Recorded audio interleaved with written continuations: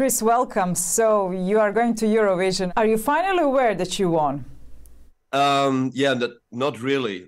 So be a little. Besides all the interviews I'm doing every day, I am getting more and more into research about Eurovision, because in the last years, and I'm watching Eurovision all my life, but I always only watched the TV show because I always wanted to have the first impression of all these artists during the show, and I never really cared about all the buzz around it. And now it's a little different, so I'm starting to research, and it's just amazing to find out all these things, to see all these artists and everything. It's amazing, and it's so exciting, and I'm so much looking forward to it. Although I know it's a lot of pressure and a lot of responsibility, but the main thing here is we should have fun doing what we're doing, because it's about music and about spreading a good feeling. And yeah, I'm getting aware of it day by day. I watched the show and it seemed like you couldn't believe yourselves what have happened. Am I right? Yeah, that is right, because we knew that we were like favorites in some of the polls that were done beforehand on the internet, but you know, I don't really trust these kind of numbers. So I thought like I'm going to trust the numbers which I had, which was like that this one other artist, Ike Hüftgold, he's the biggest star. He was the biggest star of all the contestants, and all these numbers like Spotify and CD sales and whatever, they were like sky high compared to us. So I really was 100% sure that we would not win and we would not go to Liverpool. So we were shocked, yes. According to the comments, expectations are high. Does it put pressure on you? Yes, of course, it puts pressure on me, but you know, there would be pressure even with low expectations, because Germany didn't do very well during the last years. Of course, it's pressure, but I am also aware of the fact that no matter what we do, there will always be many people that will hate what we're doing for different reasons, for the way we look, the way we sound, the way we whatever, you know. So it doesn't matter how you turn it, there will be always pressure, maybe just from different sides, and that's part of the job. So as I said, we're trying to just focus on staying authentic and do what we do with the most fun and the most good feeling that we can, because the message of Blood and Glitter is a positive one, and this is what we want to spread.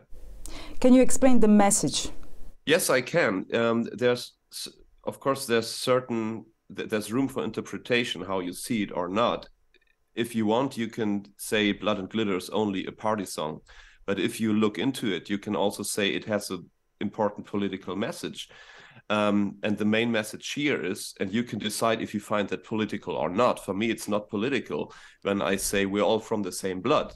It's just about empathy and about us as humans and everything that connects us. It's the same line like saying we're all made of stars, just like saying it in a different kind of way.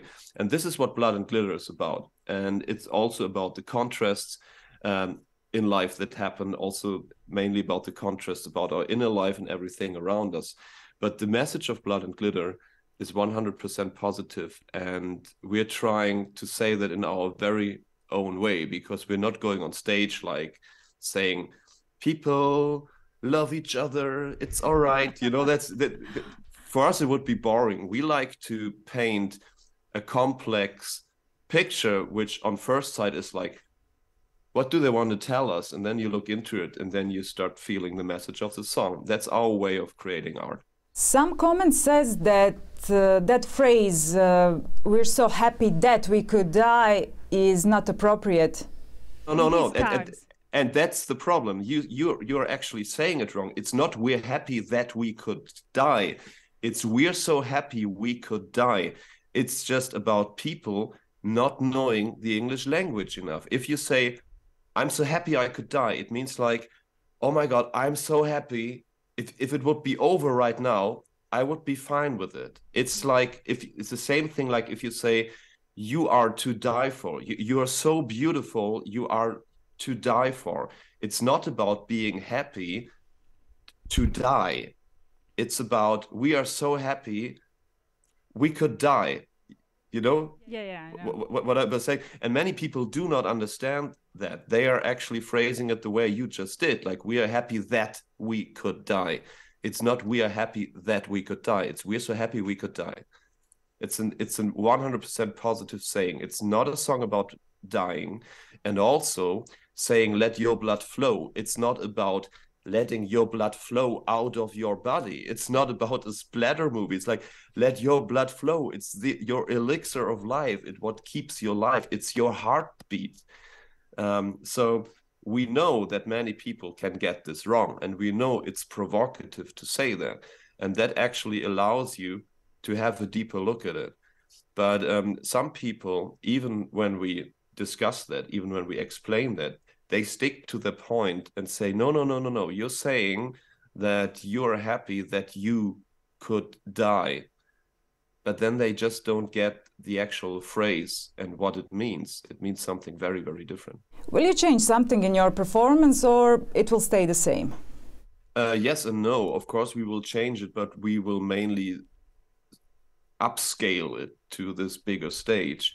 But the main course of the performance will stay the same. Of course, we will stick to red and gold, but we will update the outfits. It's going to be a little bit more of everything. And yeah, the stage will be bigger. And I want more pyro. We want what more.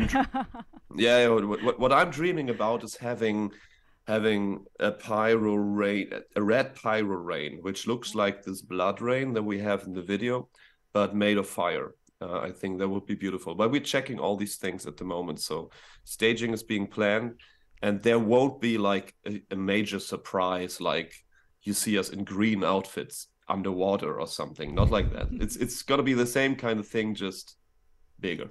Have you heard the Croatian song Mama's Č? No, so far, I have only listened to just a couple of seconds of some songs, and I was like, okay, I will research the artist, but I don't want to listen to all those songs for too long, because I want to wait until there's a compilation of all of the songs of all contestants, and I want to watch them all in a row and make a reaction video to it, because I want to have I want to actually share my first impression, which I have of all the artists. I did the same with the German contestants, and it's a beautiful thing, because for me, it's also a matter of respect to the other artists that I openly show and tell what I appreciate about them. And a reaction video for me is not about telling things that I dislike, because there's always things I can like and respect and appreciate at other artists. So this will be a video about the things, about my first impression and how it makes me feel. So I'm waiting to actually listen to all the songs like completely and make this reaction video. And I wanted to catch your first impression today, but we will skip that. Sorry, yeah. Many say that Eurovision is politicized. Would you agree with that? You know, the thing is, I don't know. How can we know? How can anyone know? I know many people say that, and they say that according to numbers that they see when they go, like, especially Germans, they go like, it's politicized, and Germany is always like going on last place because no one likes Germany and blah blah blah blah. And I'm like, how can you know that? And I am not the kind of guy who likes to go with the flow just because people are saying that and saying that's a fact, because you know it's like that's bullshit. I think that is stupid. You know, like neighbors voting for the neighbors. Yeah, I know. But in another way, as I just said before, it's a point of view thing. In a way, everything can be politicized. Same like our song Blood and Glitter. On one hand, you can have a party song. In the other hand, it can be like a love song, and it can also have a deeper political meaning. But, you know, maybe I'm naive, but I don't want to go with that flow, like it's politicized and blah, blah, blah. Everyone's trying to just, giving the neighbors points. Because for me, in the end, it's about the music that we share, the music that we do, the motto, United by Music. I take that very seriously. And I'm aware of that all borders that we have, they're only man-made. And I'm trying to stay away from any kind of patriotism as far as I can. And I know we're going there for Germany, but I would never say I'm proud to be a German. I'm proud to be a human which is trying to be nice and open to everyone, like overlooking all these man-made borders. This is way more important to me. So I'm not gonna get in the discussion about politics concerning the Eurovision Song Contest. You had the opportunity to perform live in front of Croatian audience. So how do you remember Zagreb, except for the fact that you fell on the stage? Yeah, that was extreme. It was the very first show of our tour with Iron Maiden last year, and this, we started this tour, which was a lifetime. It was a once in a lifetime experience. We thought it was a once in a lifetime experience because they asked us again. We're going back with Iron Maiden on tour this summer, but the thing is, I know what people want to hear when they ask me, how did you like our city and how did you like Zagreb? And how I want to be brutally honest with you here. When we came to that city, all I cared about was how will my nervous system will survive playing in front of an Iron Maiden audience. I did not see anything of the city, nothing at all. I barely talked to people, and frankly, from a stage, when you look in an arena, you don't see anything of a country or a city. It can be everywhere. I don't mean that in a disrespectful way, but on that concert, it could have been everywhere. I loved it though. The audience was great, especially after I fell, and I felt very bad. I hit myself everywhere. I had blood in my mouth. I wasn't sure if I could keep on going. I nearly ended the tour on the first day of the tour. Yeah, but you didn't stop singing. Yeah, no, I didn't stop singing. And that was kind of like the icebreaker. After that, the audience were like, woo, and the video went viral, going like, hey, look at this singer. He fell very bad and he just did his thing. And so I remember it in a very positive way. And then after the show, I remember we were outside. It was very warm. We were sitting around our tour bus next to some of the tour buses of the Iron Maiden crew. And there were people coming, not only from Croatia, also from other parts of ex-Yugoslavian. How do you say that politically correct? It's like, yeah, regions. Don't want to piss anyone off here, and also from Italy, and it was crazy. They just came to Zagreb to see us, and we were hanging around with these people, also like not giving a shit about any man-made borders, and it was just like, yeah, celebrating this love, and yeah, it was awesome. I loved it. What was it like to tour with Iron Maiden? Oh wow, it's so inspiring on many levels. I mean, we are not a small band. We are, in our world, we are kind of well known, so we're already touring like with a big tour bus and a crew of like 10 people or more, and playing in front of 1,000 people, and this is, for us, this is huge. But compared to a production like Iron Maiden, of course, we're like that. But the thing is, they invited us to go on tour with them. We were not like, it wasn't like we were paying money to go on tour with them. And so they made us feel like part of the family and like friends from day one. And yeah, we talked a lot to several guys of the band. Like every day they were watching our show from side stage and the other way around. And the crew was so lovely, helping us all the time. And after 3 dates or something, we were like part of the whole system. And yeah, Iron Maiden, in so many ways, there are really people to look up to. If you need a role model, how you should behave as a musician, as an musician who's doing that for like many years successfully, and you can still be human and nice and respectful and empathetic, Iron Maiden are really people to look up to. What do you remember the most from that tour? You know, I'm very bad with all questions like, what do you remember most? What do you like most? What's your favorite? Because that's not I cannot think in these paradigms. It doesn't really work. So my memories are mostly based on certain kind of feelings. And when I think of the Iron Maiden tour, I just it feels like it's so hard to describe it actually, but the way they made us feel home and being part of the whole thing gives me such a warm feeling in my heart that what I remember most of it is like I just see many happy faces from the band, from the crew, from my band, our crew. So this is how my brain works. It's like those pictures popping up like colors, and it's mostly happy faces actually. How come they invited you again? Yeah, I talked to Steve Harris, and after a couple of shows, I was like, hey, can you please tell me how this happened? Because from an interview he did like way before in a magazine, we read that he was the one who found us. So I asked him, and he actually watched something on YouTube, and we were a YouTube suggestion, and he watched some videos and was like, okay, I need to take these guys on tour.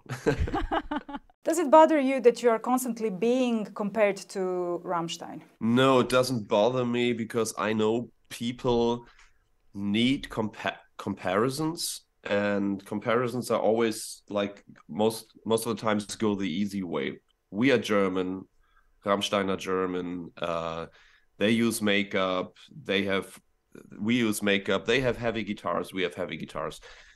But also I'm aware of the fact that if you look closely, if you listen closely, I don't, and I'm, you know, I'm working as a music producer. I know a little about music and genres and styles, and German, like Rammstein and Lord of the Lost, we don't have so much in common. Even like in the way like Till is singing or I am singing, I don't really think we sound the same, but people, you know, for them it's easy. It's a German band. It's kind of like goes with the flow. So I'm totally fine. People do that. They have to do that to kind of categorize. They're like, oh yeah, they're German. Yeah, that reminds me of Rammstein. It's the same kind of thing. Okay, and if it helps, so what? I have zero problems with that. And I think I'm doing the same without even knowing that I'm doing it. When I see new things, which I don't really know. And I'm not pissed about that, not at all. Why should I be pissed? That's fine with me. But honestly, I think we're not very much alike. You have very loyal fans. You communicate with them a lot. So you do it spontaneously or you plan everything? You know, both. Of course, some things are planned because some communication, some things that I'm saying are based on certain timelines when there's like releases or tour dates or whatever. So of course some of these things are connected with certain kind of dates, but I think that wasn't the question. The main question is, do I plan like what I say, how I say it? No, not at all. It's just like when I feel like I want to tell something, I tell it. And we have this Telegram channel where there's like, I don't know, 4,000 people or something. So like the hardcore fan base.